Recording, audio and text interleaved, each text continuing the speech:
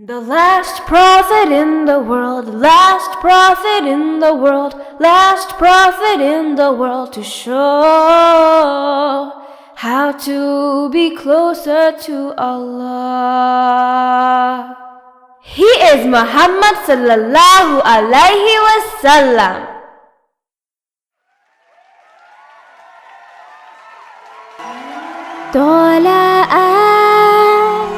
بدر علينا من ثنيات الوداع وجب الشكر علينا نادى لله داع طلع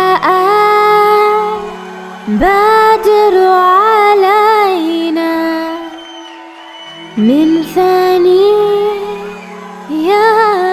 الوداع وجب الشكر علينا نادى لله داع.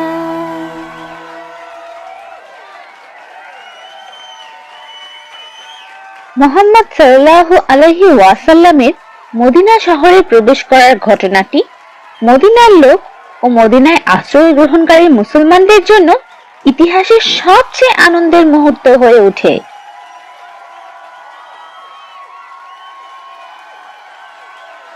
সবাই খুব খুশি ছিল।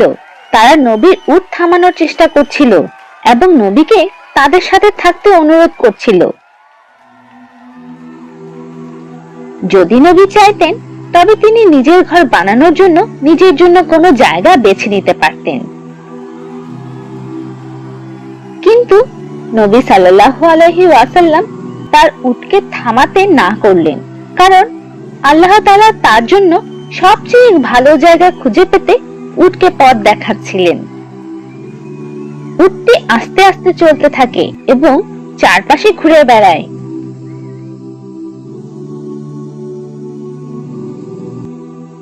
কিছুক্ষণ পর উটটি একটি জায়গা খুঁজে পায় এবং সেটি পছন্দ করে সেখানেই বসে যায়। কিন্তু নবী নিশ্চিত ছিলেন না যে এটিই সঠিক জায়গা, তাই তিনি উট থেকে নামেননি। তারপর আবার উটটি উঠে দাঁড়ায়।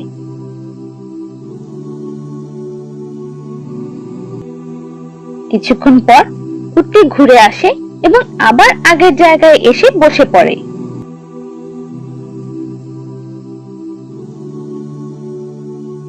নবী তখন বুঝতে পারলেন যে এই জায়গাটি আল্লাহ তাআলা তার জন্য ঠিক করেছেন। তখন নবী এই জায়গাটিকে শুধু তার ঘর নয়, বরং তার মসজিদ আল নববী এই জায়গাতে বানানোর পরিকল্পনা করেন। যেহেতু এই জায়গাটি বাছাই করা হয়েছিল, সেটি একটি অব্যবহৃত জায়গা ছিল এবং সেখানে কোনো বাড়ি ছিল না, তাই তার বাড়ির কাজ শেষ না হওয়া পর্যন্ত তার থাকার জন্য অন্য একটি জায়গার প্রয়োজন হয়। অনেক লোক নবীকে তাদের সাথে রাখতে চেয়েছিল। সেই সময় সবাই নবীকে তাদের বাড়িতে নিয়ে যাওয়ার জন্য অস্থির হয়ে ওঠে, যাতে তিনি কিছুদিনের জন্য হলেও তাদের সাথে থাকেন।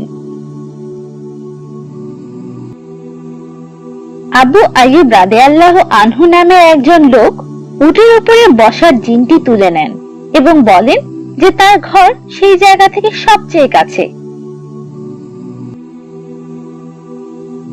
তাই নবী কিছুদিনের জন্য তার ঘরে থাকার সিদ্ধান্ত নেন, আর আরেকজন মুসলিম উটের দড়ি থেকে ধরে রাখে, কারণ তিনিও চাচ্ছিলেন যে নবী তার ঘরে থাকেন।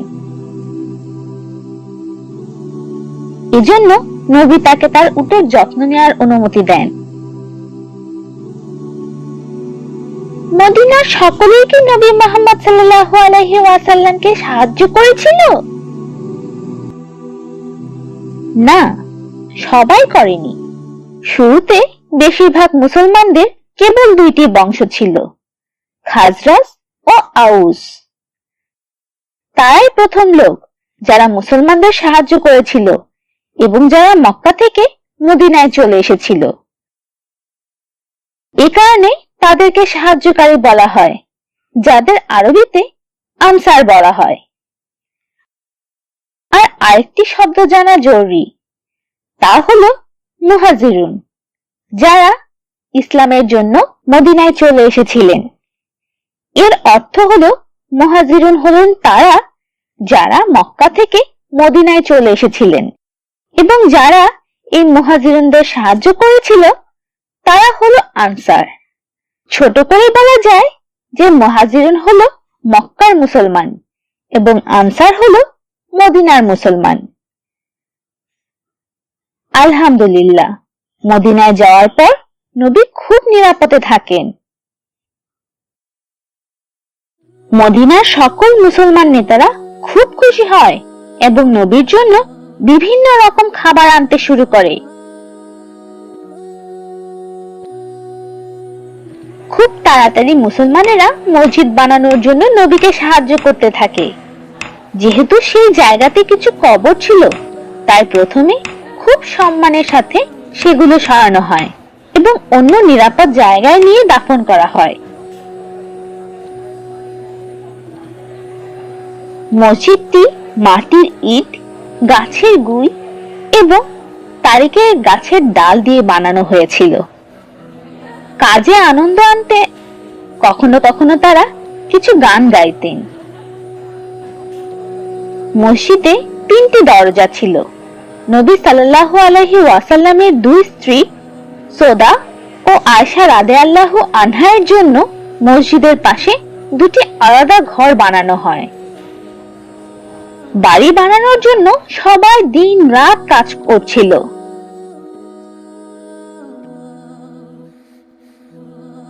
অবশেষে সবাই মসজিদ আল নববী বানানোর কাজ শেষ করে, যার অর্থ হলো মুসলমানেরা প্রথমবারের মতো তাদের মসজিদ দেখতে পায়, যেখানে তারা খোলাখুলি ভাবে ইবাদত করতে পারত।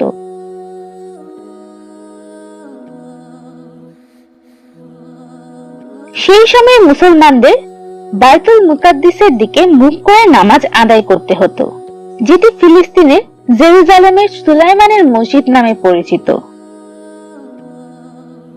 তারা সেই সময় বাইতুল মুকাদ্দাসের দিকে মুখ করে নামাজ কেন পড়তো? কারণ ইসলামের আগে বেশিরভাগ নবী বনি ইসরায়েলের বংশে এসেছিলেন এবং আল্লাহ তাআলা সেই জায়গাটিকে পবিত্র জায়গা হিসেবে বেছে নিয়েছিলেন, যেখানে নবী সুলাইমান আলাইহি ওয়াসাল্লাম তার মসজিদ বানিয়েছিলেন, যেটি বাইতুল মুকাদ্দাস বা সুলাইমানের মসজিদ নামে পরিচিত। অল্প কিছুদিনের মধ্যেই মুসলমানেরা অনেক বড় জামাত নিয়ে দিনে 5 ওয়াক্ত নামাজ পড়া শুরু করে। কিন্তু মুসলমানেরা অনেক একটি বড় সমস্যায় পড়ে। তারা জানতো না যে নামাজের সময় কখন হয়, কারণ তাদের সময় আমাদের মতো কোনো ঘড়ি ছিল না।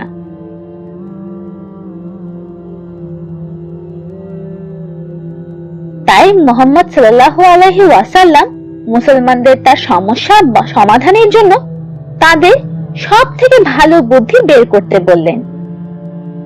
তাদের মধ্যে কয়েকজন নামাজের সময় জোরে শব্দ করার কথা বলে। কিছুক্ষণ পর উমর রাদিয়াল্লাহু আনহু সব থেকে ভালো বুদ্ধি দেন, যা হলো একজন লোককে ঠিক করা হবে যে নামাজের সময় সবাইকে ডাকবে। নবী তার বুদ্ধি সব থেকে পছন্দ করলেন এবং পরবর্তীতে আব্দুল্লাহ বিন যায়েদ রাদিয়াল্লাহু আনহু তার স্বপ্নে একটি সুন্দর নামাজের ডাক বা আজান শুনতে পান। ঘুম থেকে জেগে ওঠার পর তিনি নবীকে তার স্বপ্নের ব্যাপারে বলেন। নবী সাল্লাল্লাহু আলাইহি ওয়াসাল্লাম সেই স্বপ্নে শোনা কথাগুলো নামাজের সময় লোকদেরকে ডাকার জন্য খুব পছন্দ করেন। তিনি আব্দুল্লাহ রাদিয়াল্লাহু আনহুকে বলেন বেলাল রাদিয়াল্লাহু আনহুকে কথাগুলো শিখিয়ে দিতে, কারণ তার কণ্ঠস্বর অনেক ভালো ছিল।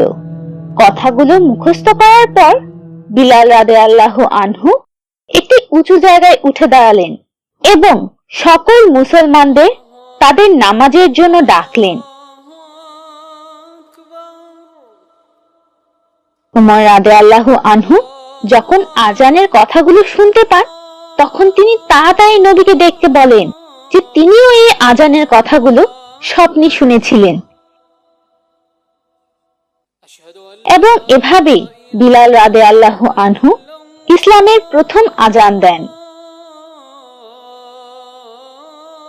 এরপর নবী সাল্লাল্লাহু আলাইহি ওয়াসাল্লাম মদিনাতে 6 মাস থাকার পর যায়েদ ও আবু রাফি রাদিয়াল্লাহু আনহুকে মক্কায় পাঠান তার পরিবারকে মদিনাতে নিয়ে আসার জন্য। এবং নবী মক্কায় আরো কিছু লোক পাঠান কিছু গরিব মুসলমানদের সাহায্য করার জন্য, যারা মক্কা থেকে মদিনায় আসতে পারেনি। প্রথম দিকে যারা মক্কা থেকে মদিনায় গিয়েছিল, তাদের মদিনাতে জীবনযাত্রা ভালোভাবে মেলাতে কষ্ট হচ্ছিল। এটি তাদের জন্য অনেক কঠিন ছিল, কারণ মক্কায় তারা তাদের বাড়িঘর এবং তাদের সকল সম্পত্তি রেখে এসেছিল। তাদের মধ্যে অনেকেই মক্কায় ধনী ছিল, কিন্তু যখন তারা মদিনায় আসে তখন তাদের কাছে কিছুই ছিল না। এর অর্থ হলো, যখন তারা মদিনায় আসে তখন তারা সবাই খুব গরিব হয়ে যায়, এবং এজন্য মদিনাতে তাদের সবাইকে আবার সবকিছু নতুন করে শুরু করতে হয়েছিল। শুধু তাই নয়, তাদের জীবন আরো কঠিন হয়ে যায়, কারণ তাদের বেশিরভাগ লোকই মক্কায় ব্যবসা করতেন, কিন্তু মদিনায় বেশিরভাগ লোকেরা মাটিতে কৃষি কাজ করত। এছাড়াও মদিনার আবহাওয়া অন্যরকম ছিল, তাই মক্কা থেকে আসা লোকেদের অনেকেই অসুস্থ হতে শুরু করে। নবী বুঝতে পারলেন যে তারা অনেক কষ্টের মধ্যে জীবন কাটাচ্ছেন, তাই তিনি মদিনার লোকদের জীবনকে সহজ করার জন্য আল্লাহ তাআলার কাছে দোয়া করেন।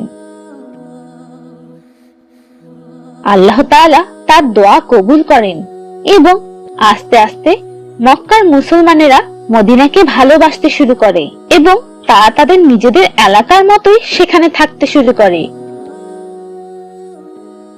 মদিনার মুসলমানেরাও মক্কা থেকে আসা মুসলমানদের প্রতি দয়ালু ও উদার হয়ে ওঠে। আল্লাহ তাআলা তাদের উদারতার কথা সূরা হাশরের 9 নম্বর আয়াতে বলেছেন।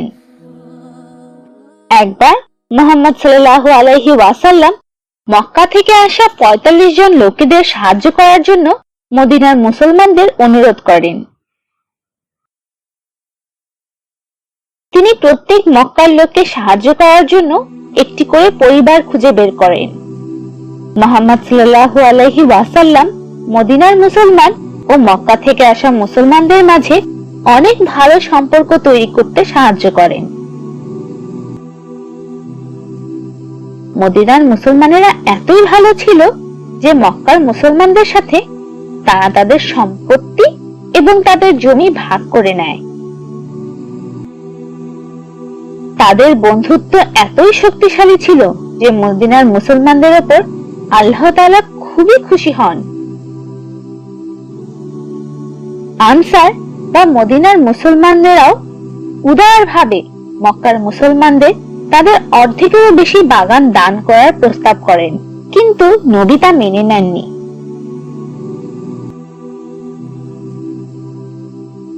অবশেষে তারা অভিবাসী মুসলমানদের তাদের খামারগুলিতে কাজ করার জন্য এবং লাভ ভাগ করে নেওয়ার কথা বলেন। সাদ রাদিয়াল্লাহু আনহু মদিনার মুসলমানদের মধ্যে সবচেয়ে ধনী ব্যক্তি ছিলেন। তিনি আব্দুর রহমান রাদিয়াল্লাহু আনহু নামে একজন মক্কার মুসলমানের সাথে তার অর্ধেক সম্পত্তি ভাগ করে নিতে চেয়েছিলেন। আব্দুর রহমান রাদিয়াল্লাহু আনহু এতে খুব খুশি হয়েছিলেন, কিন্তু তিনি সাদ রাদিয়াল্লাহু আনহু এর সম্পত্তি নেননি। মক্কাতে আব্দুল রহমান রাদিয়াল্লাহু আনহু একজন খুব ভালো ব্যবসায়ী ছিলেন, তাই খুব অল্প সময়ের মধ্যে আল্লাহ তাআলার রহমতে তিনি ব্যবসায় উন্নতি করেন এবং মদিনায় তার পরিবার শুরু করেন। আস্তে আস্তে সময় কেটে যাচ্ছিল এবং খুব তাড়াতাড়ি সবাই মদিনায় তাদের জায়গা খুঁজে পায়, যেখানে তারা সবাই ভালোভাবে থাকতে পারবে। The prophet story.